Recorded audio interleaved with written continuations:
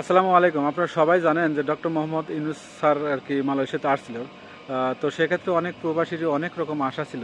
কেউ বলছে পাসপোর্টের সমস্যার সমাধান হবে, কেউ বলছে অবৈধ প্রবাসীদেরকে বৈধকরণের ব্যাপারে আলাপ করবে। এরকম অনেক জায়গায় লেখালেখি হয়েছে বা প্রবাসীরা অনেক আশায় ছিল, তাই না? আসলে মেন কি ঘটলো আসলে সেটা কিন্তু আসলে কেউ জানে না।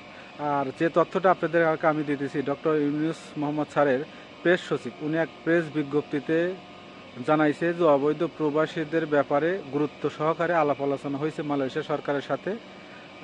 এই কথাটাই কিন্তু উনি আসলে বলছে যে খুবই গুরুত্ব সহকারে আলাপ আলোচনা হয়েছে যাতে অবৈধ প্রবাসীদেরকে খুব দ্রুত বৈধকরণ করা হয়।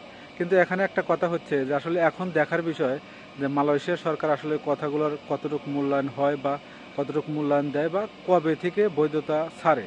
কারণ এটা একান্তই কিন্তু আসলে মালয়েশিয়া সরকারের বিষয় যে অবৈধ প্রবাসীদেরকে বৈধতা কবে ছাড়বে। তো আসলে আমরা যারা অবৈধ প্রবাসী আছে অপেক্ষা করা ছাড়া আর দেখে শুনে চলা ছাড়া কোনো উপায়ই নাই, ঠিক আছে? তো আলহামদুলিল্লাহ আমরা অপেক্ষায় থাকবো, যেহেতু প্রেস সচিব জানাইছে যে অবৈধ প্রবাসীদের ব্যাপারে আরও অনেক ব্যাপারে আলোচনা হয়েছে। তো আমরা একটু অপেক্ষা করে দেখি আসলে কি হয়। ভালো থাকবেন আর ভিডিওটা শেয়ার করে দেবেন।